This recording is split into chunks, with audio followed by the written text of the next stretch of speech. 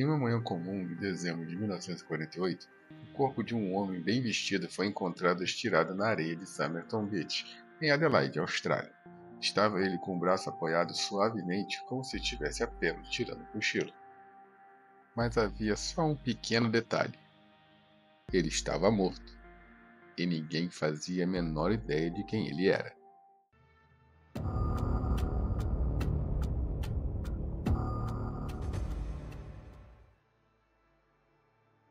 E aí galera, fala tu!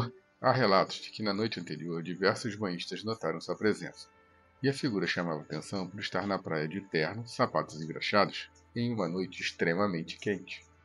Um casal chegou a relatar tê-lo visto movendo os braços para tentar acender um cigarro, mas ele parecia meio molenga, como se estivesse embriagado.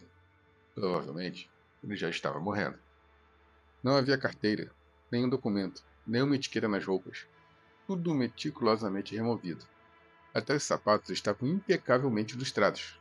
Um verdadeiro mistério ali deitado. O legista examinou o corpo, sem marcas de violência, sem sinais de envenenamento. Pelo menos, nenhum que a tecnologia da época conseguisse identificar. Uma única pista desse mistério, um pequeno pedaço de papel dobrado escondido no bolso da calça, com apenas duas palavras impressas em letras elegantes. Taman Shud. Isso soa como uma maldição, um código secreto de espionagem, mas não, era persa, e significa simplesmente terminado, acabado, por fim. Poeticamente dramático isso, como se fosse um aviso, ou simplesmente um bilhete de despedida. A imprensa da época foi à loucura, mas e o público? Completamente hipnotizado, até que algo ainda mais estranho aconteceu. Após algum tempo, um homem apareceu dizendo que encontrou um livro jogado no banco de trás do seu carro e estava destrancado em Glenelg, e era uma edição rara de O Rubaiyat, de Omar Khayyam. O livro estava com a última linha da última página destacada. E sim, era o mesmo livro de onde o pedaço de papel escrito Taman Shud havia sido arrancado. E dentro do livro, além do recorte exato, havia um número de telefone. E ao invés de se encaminhar para uma solução, o mistério aumenta ainda mais, porque além do número de telefone, ainda tinha uma sequência aparentemente aleatória de letras. E se você não entendeu, não se preocupe, ninguém conseguiu traduzir isso até hoje. E se está gostando, já deixa seu like, isso ajuda demais o canal. Então, mas e as teorias? Ah, sem dúvida essas surgiram aos montes. Alguns acreditavam que era um código militar relacionado a arquivos secretos de segurança nacional. Outros achavam que eram iniciais de versos poéticos relacionados a mensagens cifradas da espionagem russa. E, claro, tem quem diga que era uma mensagem extraterrestre nos avisando de alguma coisa, ou que ele mesmo seria um alien. E vamos combinar que, se for para teorizar, vamos logo de alienígena coach com bom gosto literário?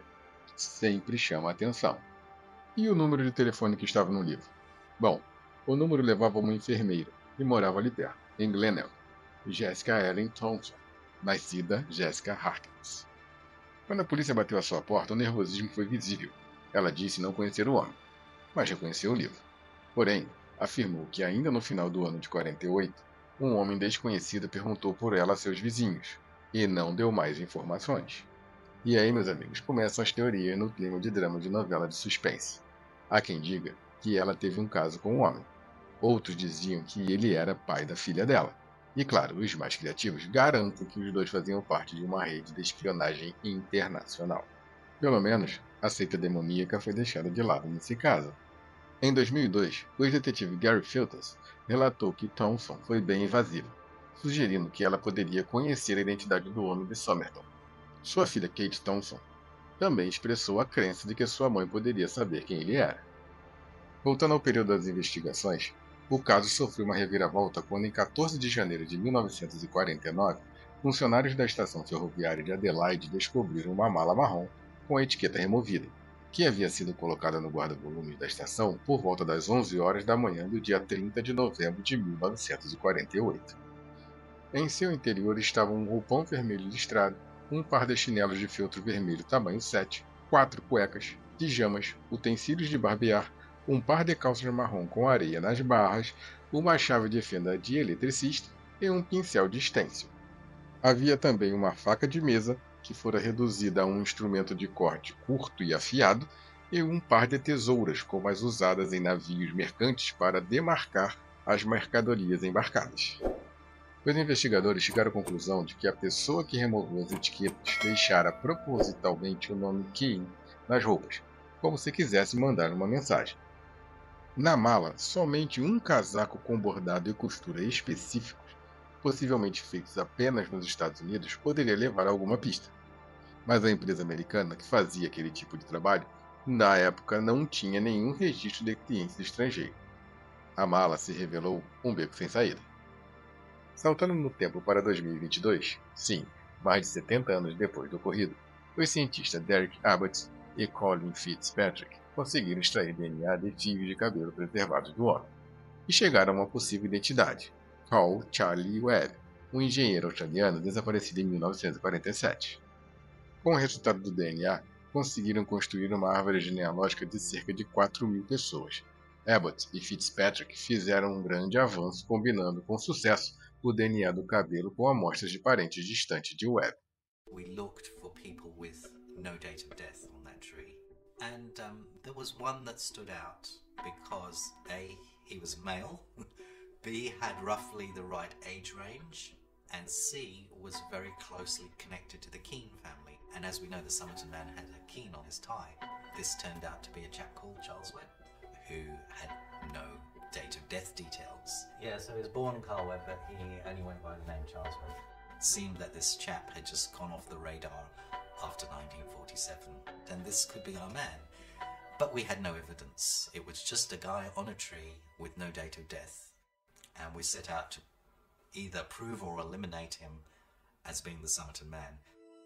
And to prove it, what we had to do was see who his mother was, then tunnel down the family tree just on the mother's side only, and find somebody alive today, and see if their DNA matches or not. And that turned out to be somebody in Victoria by the name of Antero. Concluiu-se que Charlie Webb possuía dois irmãos, sendo eles Richard Russell Webb e Roy Webb, e três irmãs, Freda Grace Webb, Gladys May Webb e Doris Moody Webb. Sua irmã mais velha, Freda, era casada com Thomas Gerald Keane, e seu filho mais velho, John Keane, morreu na Segunda Guerra em 1943, mesmo ano que seu irmão Roy, que também morreu em batalha. Portanto, os itens da mala marrom podem ser herança de seu sobrinho. Isso explicaria o uso de roupas americanas. A autópsia da época não confirmou o envenenamento, e a morte foi atribuída à insuficiência cardíaca. Porém, havia uma nota manuscrita no laudo sugerindo envenenamento sim, mas sem provas. Em 2010, os pesquisadores, incluindo o Dr. Derek Abbott, reexaminaram os dados e defenderam a possibilidade de envenenamento por digitoxina, que era largamente usada em espionagem durante a Guerra Fria. O caso do homem de Somerton continua sendo um dos maiores mistérios da história moderna, pois apesar da identificação, existem muitas perguntas sem resposta.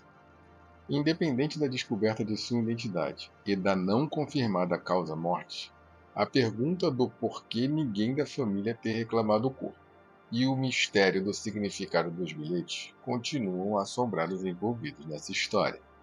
E você, acha que ele era um espião russo? Um alien romântico incompreendido? Um engenheiro que perdeu o gosto pela vida? Ou só alguém que foi vítima de um crime perfeito? Deixe sua teoria nos comentários. E se curte casos misteriosos, reais e cheios de perguntas sem respostas, se inscreve no canal, curte, compartilha, porque no mundo real, às vezes a vida é mais estranha que na ficção. Valeu, abraço, tchau!